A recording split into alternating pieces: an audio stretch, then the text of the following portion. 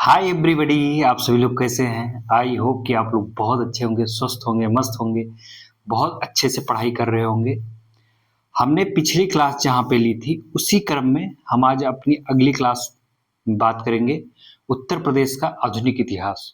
उत्तर प्रदेश के आधुनिक इतिहास में हम उत्तर प्रदेश का राष्ट्रीय आंदोलन पढ़ रहे हैं। क्या पढ़ रहे हैं? उत्तर प्रदेश का राष्ट्रीय आंदोलन। तो हमारी जो ये क्लास चल रही है यूपी होमगार्ड के लिए, पूरा सिलेबस फ्री में हम पढ़ा रहे हैं। इसके लिए हम कोई शुल्क नहीं ले रहे हैं, ये निःशुल्क है। उत्तर प्रदेश होमगार्ड का जो सिलेबस है उसमें सबसे पहले हमने यूपी स्पेशल शुरू किया है। यूपी स्पेशल शुरू करने के पीछे हम पहले भी बताए हैं, आज बता रहे हैं, हमारा उद्देश्य ये है कि उत्तर प्रदेश के कई एग्जाम लगे हैं, आने वाले टाइम पे कई एग्जाम होने वाले हैं। तो यूपी स्पेशल आपके सभी के सिलेबस में रहेगा। यूपी के हर एक एग्जाम में यूपी का सिलेबस जोड़ दिया गया है और उत्तर प्रदेश से कई क्वेश्चन पूछे जाने वाले हैं। तो हमारी जो ये परीक्षा है, आपके उत्तर प्रदेश के किसी भी एग्जाम की तैयारी कर रहे हैं तो उस सब में काम आए। ये नहीं है सिर्फ यूपी होमगार्ड के लिए एक क्लास है, लेकिन जो सिलेबस है हम यूपी होमगार्ड का पूरा कंप्लीट करेंगे और उसमें यूपी स्पेशल जो है पूरा कंप्लीट करेंगे। यूपी स्पेशल का जो सिलेबस है किसी पेपर में 19-20 हो सकता है, ज्यादा अंतर नहीं है, ज्यादा डिफरेंस नहीं है। तो आप सभी लोगों के लिए जो क्लास हम पढ़ा रहे हैं यूपी स्पेशल, ये आपके हर एक एग्जाम के लिए पर्याप्त है। तो आप जितनी वैकेंसी आ रही है उसका फायदा उठाइए दोस्तों। इस समय वैकेंसी पे वैकेंसी लगातार आ रही है और उत्तर प्रदेश पुलिस की वैकेंसी बहुत जल्द आने वाली है। नए वर्ष में सरकार आपको बहुत बड़ा तोहफा देगी, यूपी पुलिस की वैकेंसी आएगी। और बहुत बड़ा फैसला आया है उत्तर प्रदेश सरकार द्वारा कि इस बार यूपी पुलिस का जो परीक्षा होगी उसमें निगेटिव मार्किंग नहीं होगी, जिसको आप माइनस मार्किंग कहते हो, वो इस बार नहीं होगी। आप जितना क्वेश्चन अटेम्प्ट करेंगे उतना नंबर आपको मिलेगा। कोई माइनस मार्किंग होके जैसे गलत हो जाता था तो उसका नंबर आपका 1/4 कट के घट जाता था। सरकार ने इसको हटा दिया है। अब आपकी नेगेटिव, इससे बड़ा तोहफा आपको सरकार नहीं दे सकती।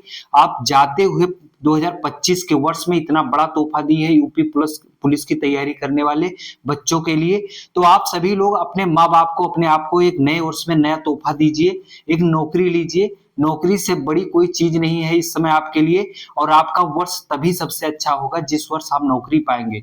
और जब तक आपको नौकरी नहीं मिलेगी तब तक आपका वो वर्ष बेकार ही माना जाएगा। आप लोगों की नजरों में अच्छे नहीं माने जाएंगे। बेरोजगार व्यक्ति के कोई इज्जत नहीं है समाज में। तो आप ज्यादा इज्जत कमाने के चक्कर में न पड़े, अपनी तैयारी करें, सिलेबस कंप्लीट करके होमगार्ड का तब जाएं। इधर उधर क्विज के चक्कर और मैराथन के चक्कर में न भटके।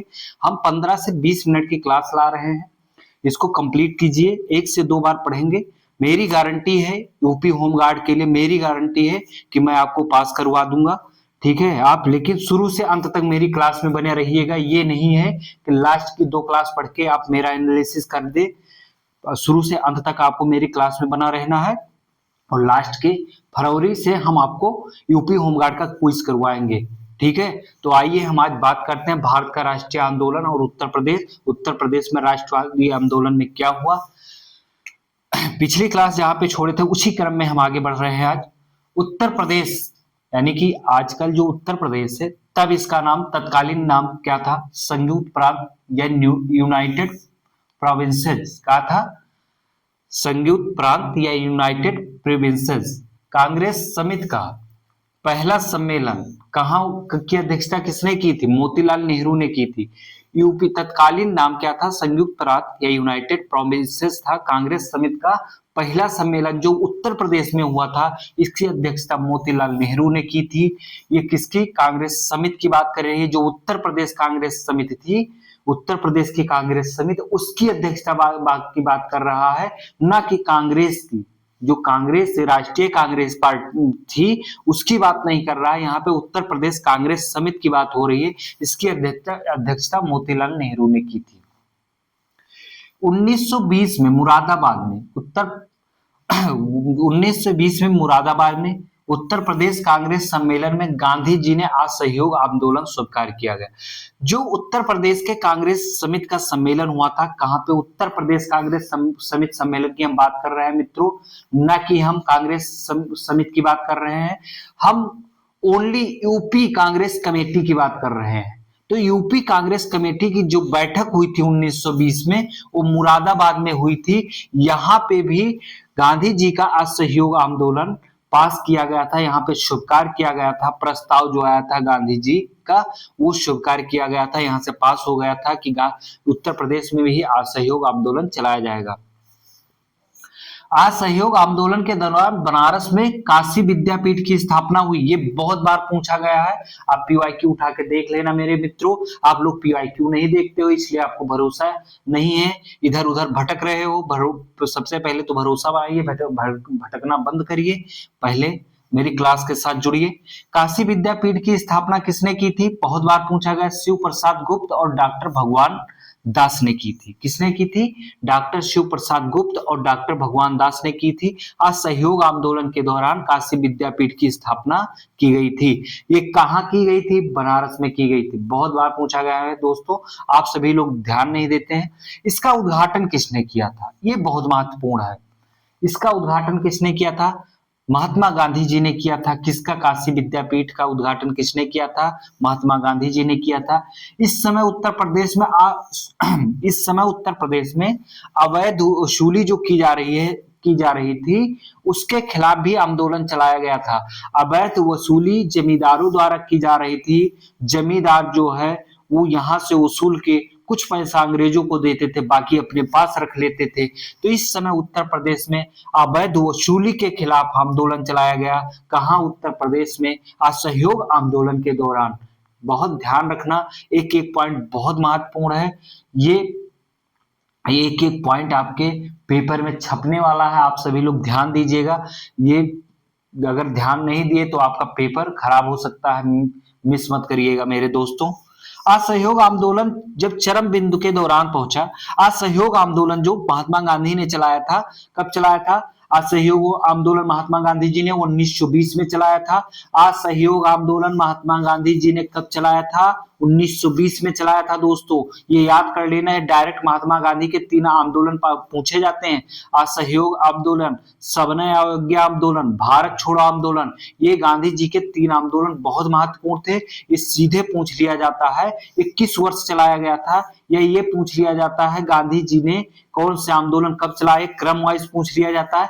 तो इस पे आपको विशेष ध्यान देना है। तो हम बाकी आंदोलन जो हैं उसके बारे में जब हम भारत का आधुनिक इतिहास पढ़ाएंगे तो विस्तृत चर्चा करेंगे, आपको बहुत अच्छे से बताएंगे।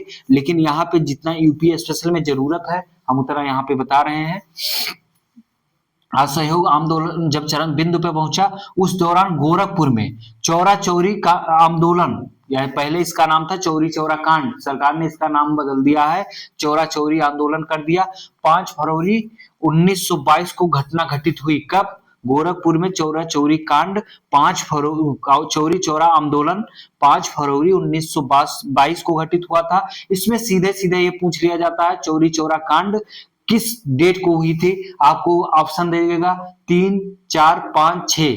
आप कंफ्यूज हो जाएंगे, याद कर लेना दोस्तों। 5 फरवरी 1922 को घटना घटित हुई थी। आंदोलनकारियों ने एक थाने पर आग लगा दी, हमला किया। दोनों गुटों में, पुलिस में और आम जन के बीच में मुठभेड़ हुई, और इसी में आम जन ने, आंदोलनकारियों ने थाने पर आग लगा दी, जिसमें 22 पुलिस कर्मियों की जान चली गई। इसमें कितने लोगों की जान गई थी? 22 पुलिस कर्मियों की जान चली गई। इस घटना से आहत होकर महात्मा गांधी को सूचना मिली। उस समय महात्मा गांधी, जिस समय ये घटना घटित हुई, चौरी चौरा घटना घटित हुई, उस समय महात्मा गांधी बारडोली आंदोलन जो चल रहा था वहां पे नेतृत्व कर रहे थे गांधी जी। और गांधी जी गुजरात में थे। गांधी जी को जैसे सूचना मिलती है, इनको एक व्यक्ति सूचित करता है, इनका शिष्य था, वो सूचित करता है कि चौरी चौरा कांड, महात्मा गांधी वहीं से निर्णय लेते हैं। कहां से? गुजरात बारडोली से निर्णय लेते हैं कि हम चौरी चौरा जो असहयोग आंदोलन है हम उसको वापस लेते हैं, हम अब वो आंदोलन यहीं पे समाप्त करते हैं। और इस घटना से आहत होकर गांधी जी ने चौरी चौरा आंदोलन 12 फरवरी 1922 को, घटना कब घटित हुई थी? 5 फरवरी 1922 को। उस टाइम पे फोन नहीं चल रहा था, आप जैसे उस टाइम पे सब लोग मोबाइल लेकर रील नहीं खिसका रहे थे। उस टाइम पे सूचना का माध्यम डाक था, डाक द्वारा सूचना पहुंचाई जाती थी, इसलिए पहुंचने में टाइम लग गया। 12 फरवरी 1922 को महात्मा गांधी जी ने असहयोग आंदोलन वापस ले लिए। डेट याद रखना, कहां पे थे उस समय गांधी जी? गुजरात बारडोली में थे। ये बहुत महत्वपूर्ण है, ठीक है। भारतीय कम्युनिस्ट पार्टी की स्थापना कब हुई थी? ये बहुत इंपॉर्टेंट है, याद कर लेना। भारतीय कम्युनिस्ट पार्टी की स्थापना एम एन रॉय ने की थी। किसने की थी? M N Roy. बहुत महत्वपूर्ण है भाई, बहुत बार पेपर में पूछा गया है। ये पीसीएस से लेकर उत्तर प्रदेश के सभी परीक्षाओं में पूछा गया है। एम एन रॉय ने कानपुर में, कहा की थी? कानपुर में की थी दोस्तों, ठीक है। कब की थी? 26 दिसंबर 1925 को की थी। भारतीय कम्युनिस्ट पार्टी की स्थापना एम एन रॉय ने कानपुर में 1925 में की थी। कब की थी? 1925 में। 1925 में एक बहुत बड़ी और इससे अब आप जोड़ सकते हैं, कल की क्लास में हमने बताया था 1925 में ही कानपुर में कांग्रेस समिति का अधिवेशन हुआ था। क्या हुआ था? राष्ट्रीय कांग्रेस का अधिवेशन 1925 कानपुर में हुआ था, जिसकी अध्यक्षता किसने की थी? भारत की प्रथम भारतीय महिला, कौन थी? प्रथम भारतीय महिला सरोजिनी नायडू ने इसकी अध्यक्षता की थी। भाई ये दोनों घटनाएं एक साथ हो रही हैं। वो भी दिसंबर में हुआ था, ये भी दिसंबर में हुआ था। ये दो घटनाएं आपके कानपुर उत्तर प्रदेश से जुड़ी हुई हैं, याद कर लेना, आपके पेपर में सीधा सीधा छपने वाला है। कम्युनिस्ट पार्टी की जो कम्युनिस्ट पार्टी गठित की गई है, इसकी जो प्रेरणा आई थी, इनके अंदर जो आई थी, रूस के कम्युनिस्ट पार्टी, वहां पे भी कम्युनिस्ट पार्टी थी। उसी से प्रेरित होकर एम एन रॉय ने कम्युनिस्ट पार्टी की स्थापना की थी। ये कम्युनिस्ट थे, ऐसे ये कम्युनिस्ट थे, इन्होंने भारतीय कम्युनिस्ट पार्टी की स्थापना की थी। यूपी किसान सभा की स्थापना 1918 ईस्वी में हुई थी। कब? यूपी किसान सभा की स्थापना 1918 में हुई थी। इसके स्थापना के समय कौन कौन से थे, ये पूछा गया बहुत बार कि इनमें से कौन नहीं थे। पीसीएस में भी आए, हर तीसरे वर्ष पूछ ही लिया जाता है, उत्तर प्रदेश की हर परीक्षाओं में पूछ लिया जाता है कि इसमें से कौन नहीं था, क्योंकि इसमें 3 व्यक्ति बहुत महत्वपूर्ण थे जब इसकी स्थापना हुई थी। कौन 3 व्यक्ति थे वो? आइए हम जानते हैं। पंडित मदन मोहन मालवीय जी, गौरी शंकर मिश्र जी और तथा पंडित हृदय नारायण द्विवेदी जी। 3 व्यक्ति सम्मिलित थे। यूपी किसान सभा, उत्तर प्रदेश किसान सभा की स्थापना 1918 में हुई थी। इसमें कौन कौन थे संस्थापक व्यक्तियों में? पंडित मदन मोहन मालवीय जी, गौरी शंकर मिश्र जी और पंडित हृदय नारायण द्विवेदी जी। ये 3 व्यक्ति सम्मिलित थे। इसमें ऐसे क्वेश्चन पूछा जा सकता बनेगा कि इसमें से कौन सम्मिलित नहीं था?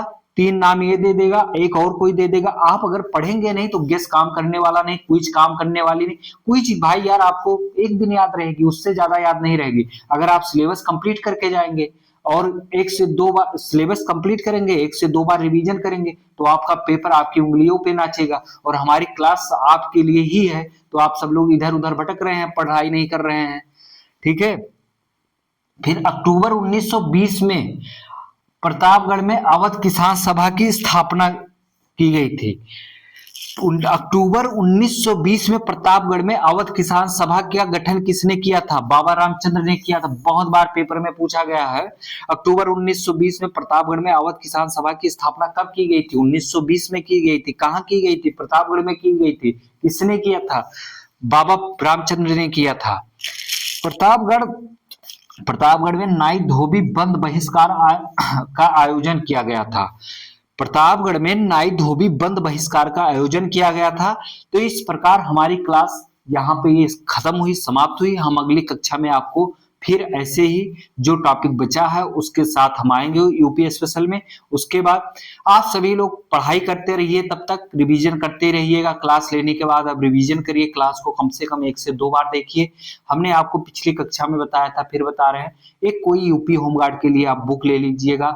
क्लास देखने का बाद आप बुक भी रीडिंग कीजिएगा। जैसे कि कोई पॉइंट आपको छूट रहा हो, महत्वपूर्ण लग रहा हो, तो आपको वहां से मिल जाए। ऐसा नहीं, देखो हम जो पढ़ा रहे हैं इससे आप पास हो जाएंगे, हमारी गारंटी है यूपी होमगार्ड में। लेकिन एक बुक ले लीजिए आपकी आत्मसंतुष्टि के लिए। लेकिन आप लोगों को आत्मसंतुष्टि नहीं मिलेगी, तो उसके लिए एक बुक ले लीजिए।